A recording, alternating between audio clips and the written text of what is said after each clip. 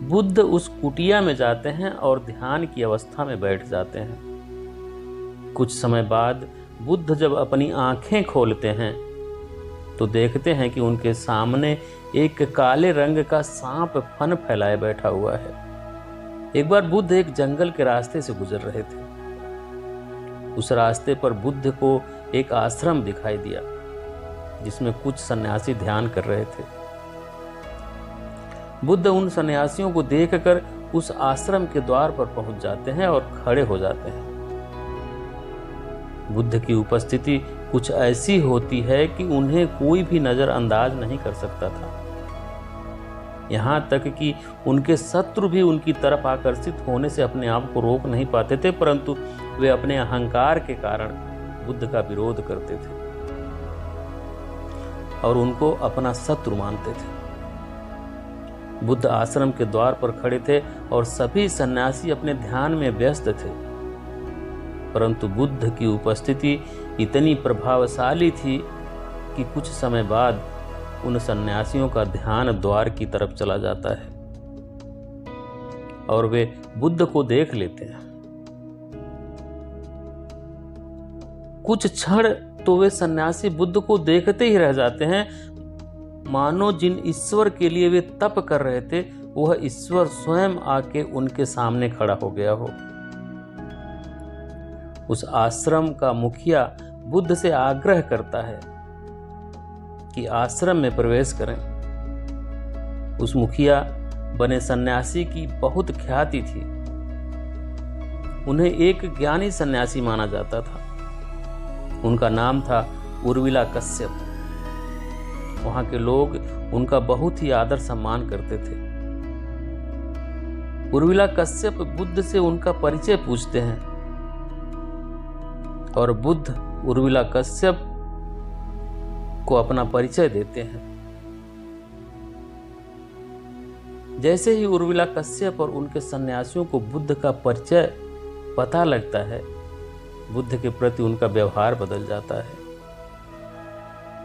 यहाँ पर एक बहुत ही जरूरी समझने वाली बात है कि जब तक उन सन्यासियों को पता नहीं था कि बुद्ध कौन है, तब तक तो वे बुद्ध के प्रति आदर भाव से भरे पड़े थे।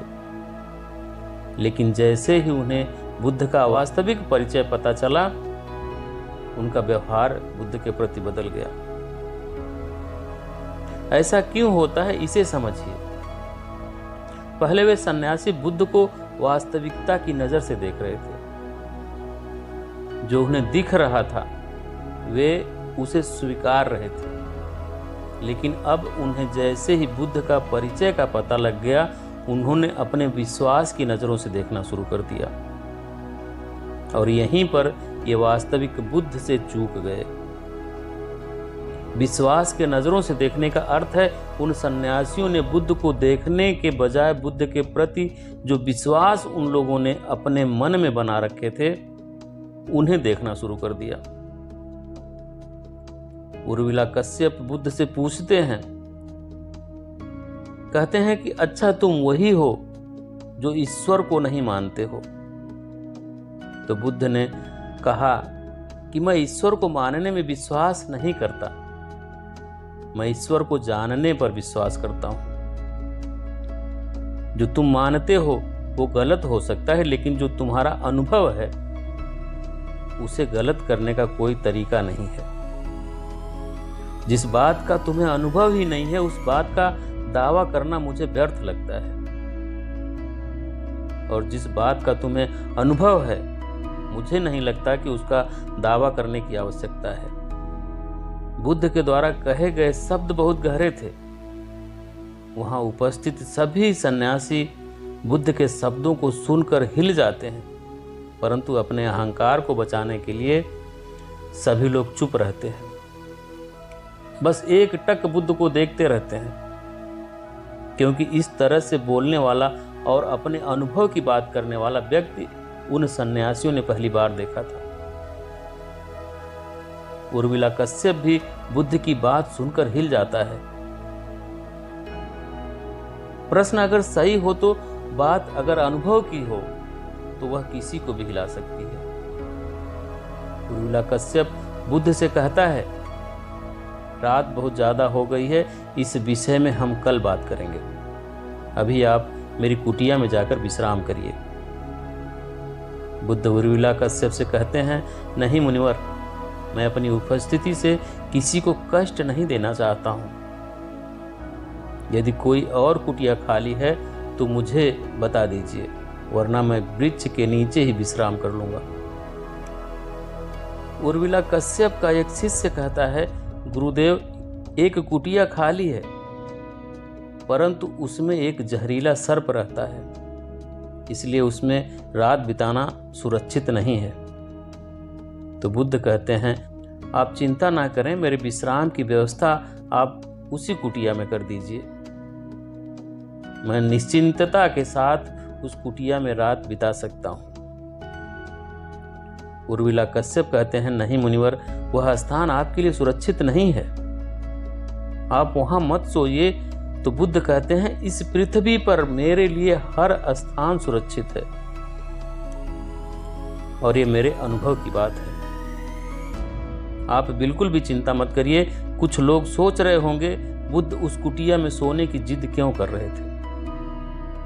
इसके पीछे एक बड़ा कारण है, यह आप इसी कहानी में आगे जानेंगे, तो वीडियो में लास्ट तक बने रहें। कहा जाता है कि जब व्यक्ति आत्मज्ञान के करीब होता है तो उसके आसपास के सांपों को यह बात सबसे पहले पता लगती है।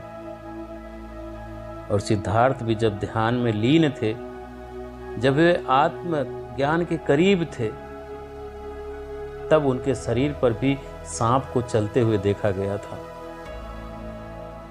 बुद्ध का आसन उस कुटिया में बिछा दिया जाता है। बुद्ध उस कुटिया में जाते हैं और ध्यान की अवस्था में बैठ जाते हैं।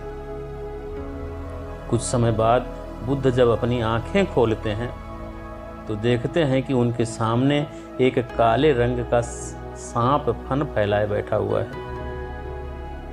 बुद्ध उस सांप से कहते हैं, मित्र, अब यह स्थान तुम्हारे लिए सुरक्षित नहीं है।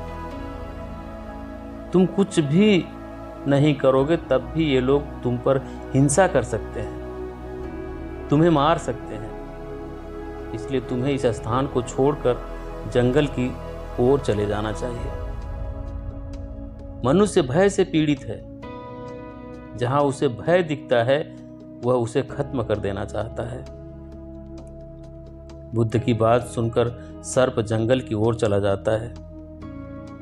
सुनने में अजीब लगता है। आप लोगों के मन में सवाल भी उठता होगा कि एक सर्प बुद्ध की बात कैसे समझ सकता था। पर मैं आपको बता देना चाहता हूं कि बात सिर्फ शब्दों की ही नहीं होती, शब्दों के अलावा भी बात करने का एक माध्यम है जिसे भाव कहते हैं।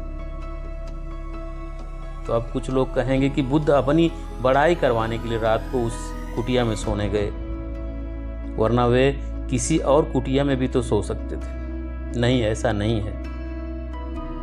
बुद्ध का उद्देश्य अपनी बड़ाई करवाना नहीं था। बुद्ध का उद्देश्य था उस सर्प की जान बचाना। जिस व्यक्ति के भीतर इतनी करुणा हो कि वह मनुष्य के साथ साथ किसी जानवर को भी दर्द में देख नहीं सकता, उसी को बुद्ध कहते हैं। सर्प का उद्देश्य किसी को काटना नहीं होता और ना ही उसे काटने में मजा आता है।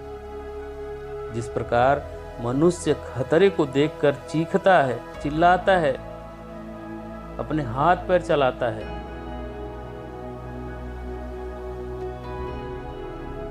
ये मनुष्य के भीतर क्षमताएं हैं। ठीक है, इसी तरह सर्प के भीतर भी एक क्षमता है। जब भी वह खतरे में होता है, उसे लगता है कि उसके प्राण को खतरा है, तो वह काट सकता है। तो आगे से दोस्तों, अगर कोई भी किसी सांप को मारता दिखे तो आप लोग उसे बचाना जरूर, और उससे कहना कि इसे मारो मत, इसे जंगल में छोड़ दो। इस तरह से आप अपनी मनुष्यता का परिचय देंगे। मेरा मानना है कि जो चीज हम दे नहीं सकते वे चीज़ हमें लेने का कोई अधिकार भी नहीं है। दोस्तों, मैं प्राण की बात कर रहा हूँ। तो यही थी वीडियो। उम्मीद करता हूँ कि आप लोगों को पसंद आई होगी, कहानी अच्छी लगी होगी। तो वीडियो को लाइक कर दें, चैनल को सब्सक्राइब करके बेल आइकन प्रेस कर दें, ताकि आने वाली सभी वीडियो का नोटिफिकेशन सबसे पहले आपको मिले। वीडियो देखने के लिए धन्यवाद।